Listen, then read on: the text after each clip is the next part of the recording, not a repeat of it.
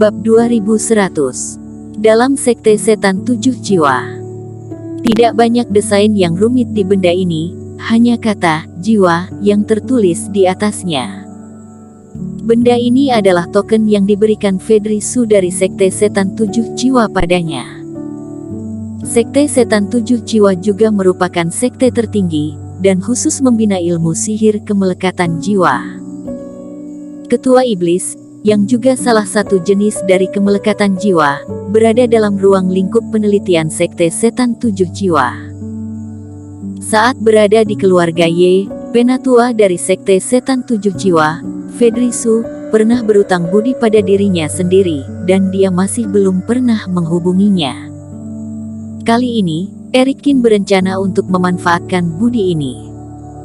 Jika dia ingin mendapatkan api sejati Dharmakaya yang lengkap dengan cepat, maka dia harus menyingkirkan ketua iblis yang berada di dalam tubuh Febrinatang, dan hal ini, dia tidak jago. Di antara para kultivator yang dia kenal, Fedrisu adalah yang paling jago dalam hal ini. Sebelumnya, sisa jiwa di tubuh iblis Fu membuat onar, menyebabkan ingatannya menjadi kacau. Dan Erikin menyaksikan dengan mata sendiri bahwa Fedrisu secara akurat melucuti sisa-sisa jiwa yang berantakan itu dari jiwa Dewa Iblis Fu tanpa melukai jiwa dewa di tubuh Iblis Fu sendiri. Erikin masih ingat metode indahnya. Oleh karena itu, situasi Febrinatang cocok untuk diserahkan kepada Fedrisu. Dia mengaktifkan token dengan menggunakan Reiki, lalu tiba-tiba di dalam token hitam itu muncul segumpalan jiwa Dewa Fedrisu. Ini berarti Fedrisu telah merasakan panggilan Erikin. Orang hebat alam fase penilaian memiliki kerohanian yang kuat, dan token transmisi suara yang memiliki embos jiwa mereka akan lebih kuat daripada alam fase transendensi, baik dalam aspek cakupan ataupun fungsi. Ini seperti token yang diberikan oleh si Tua Wu kepada Erikin. Selama Erikin masih di wilayah utara, tidak peduli kapanpun dia mencubitnya, si Tua Wu akan tahu. Apalagi Erikin yang saat ini berada di tanah wilayah utara.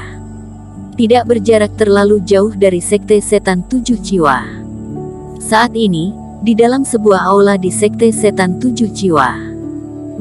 Puluhan kultivator duduk bersila, dengan ekspresi mendalam di wajah mereka, dan di posisi teratas diduduk oleh seorang tetua berambut hitam. Jika kamu melihat orang-orang ini dengan hati-hati, kamu akan menemukan bahwa ada 6 atau 7 kultivator dari para kultivator ini telah memancarkan aura alam fase penilaian, dan mereka semua adalah orang hebat perkasa. Sementara para kultivator lainnya, yang paling buruk pun berada di atas tingkat 8 alam fase transendensi, dan mereka semua berpenampilan muda, jelas pada suatu hari mereka juga dapat menerobos ke tingkat kultivasi alam fase penilaian. Jika jajaran ini ditempatkan di dunia luar, pasti akan menimbulkan kehebohan. Tetapi di depan tetua itu, para kultivator ini malah bersikap sangat hormat dan sedang mendengarkan tetua itu berbicara. Tetua berambut hitam yang duduk di atas panggung itu memiliki aura yang dalam dan tampak sangat bersemangat, dengan aura dominan yang membuat orang takut untuk menatap langsung ke arahnya. Tetapi ketika tetua itu membuka mulutnya, dia malah menepuk meja, dan berbicara dengan bahasa kasar, tidak memiliki temperamen orang hebat sama sekali. Sialan, Odguo, bajingan ini, bukankah hanya menangkap seekor iblis kuno pemakan hati bulan lalu, lihatlah seberapa dia bangga.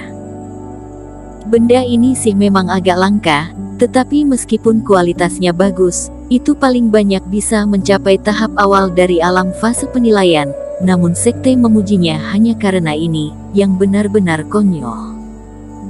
Harus tahu, dulu, aku pergi ke tempat di luar wilayah dan menangkap lebih dari 10 iblis kuno, barulah aku diberi penghargaan oleh ketua sekte.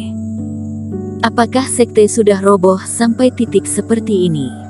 Kalian katakan saja, apakah ini tidak memalukan?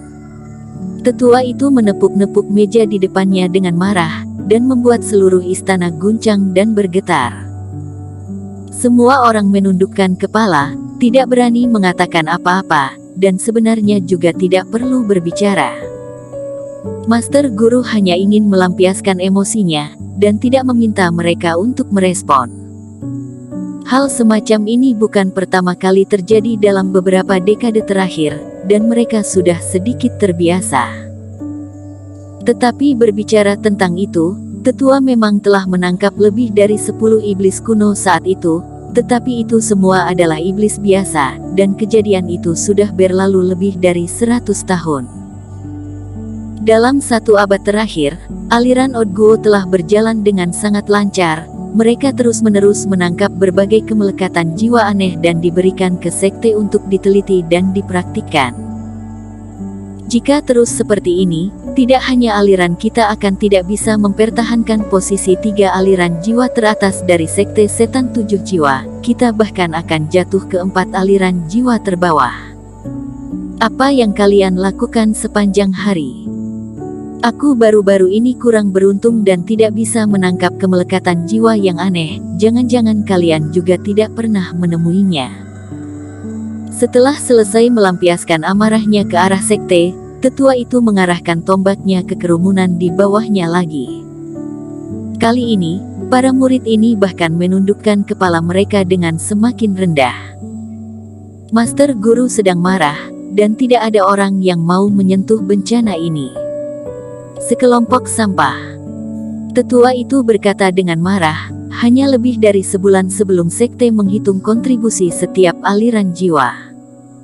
Jika aliran kita terus berkembang seperti ini, akan mudah untuk jatuh ke 4 aliran jiwa terbawah.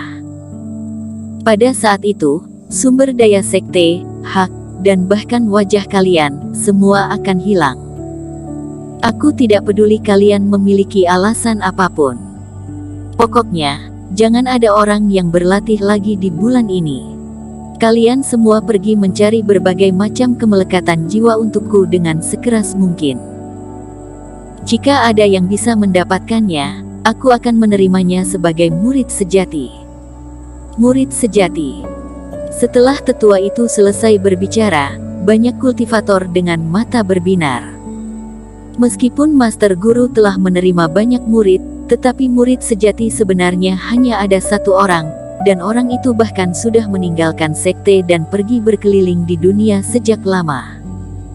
Jika mereka dapat menemukan jiwa aneh, mereka dapat mencapai langit dalam 1 langkah. Tetapi semua orang tidak bergairah terlalu lama, karena kata-kata tetua itu berikutnya membuat ekspresi semua orang roboh lagi. Jika tidak ada seorang pun dari kalian yang menemukannya, maka tidak peduli apakah kita jatuh ke 4 aliran jiwa terbawah atau tidak, mulai saat itu, sumber daya setiap orang akan berkurang 30% hingga kalian memiliki kontribusi. Bersambung.